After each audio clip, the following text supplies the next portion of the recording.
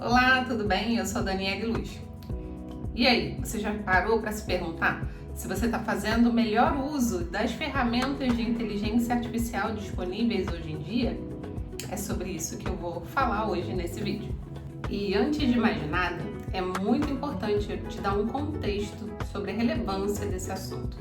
De acordo com a revista publicada este ano sobre o relatório anual da inteligência artificial, aponta que o número da utilização da inteligência artificial nas organizações subiu de 55% para 78% desde 2023 até 2024. Isso mostra tudo aquilo que a gente está vivendo na nossa realidade, no dia a dia do nosso trabalho. Não é algo que vai acontecer no futuro, já está mudando. Então é por isso que é importante você acordar, perceber qual é o seu papel dentro dessa mudança toda e ocupar o seu lugar, que pertence a você, como agente transformador dentro dessa revolução sem precedentes. Uma questão importante é o índice de confiança dos usuários em relação às empresas que são provedoras de inteligência artificial. Esse índice de confiança está reduzindo. Significa que nós estamos prestando mais atenção nos resultados que são gerados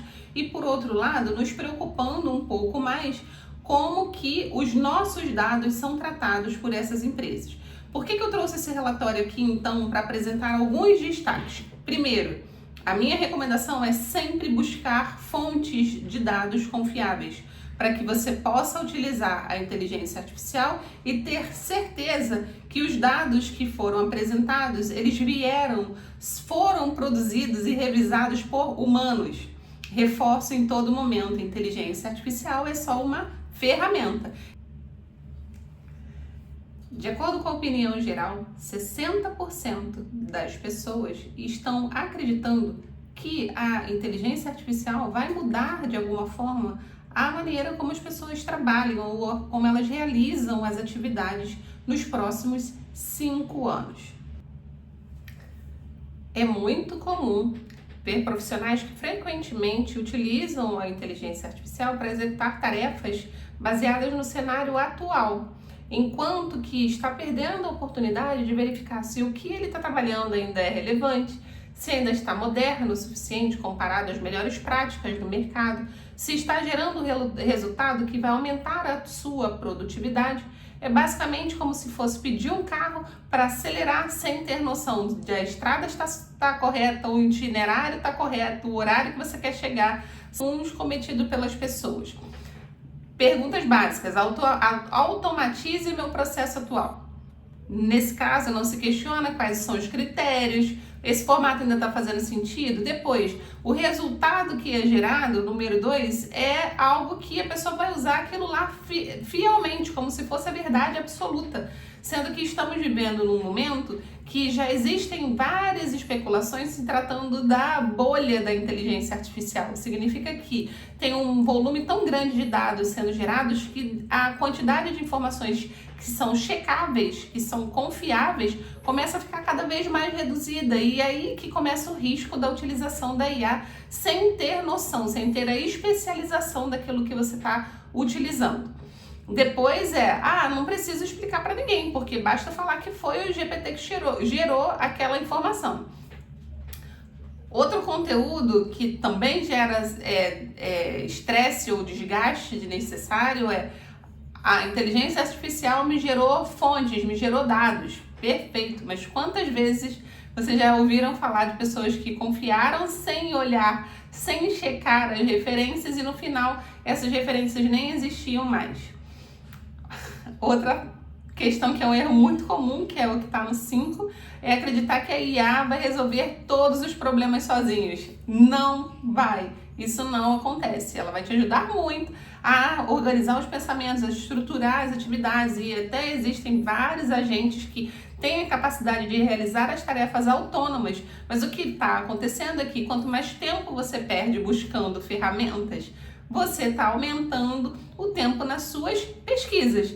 Não necessariamente os resultados que você consegue, eles são acelerados ao ponto de resumir ou reduzir o volume do seu trabalho no dia a dia.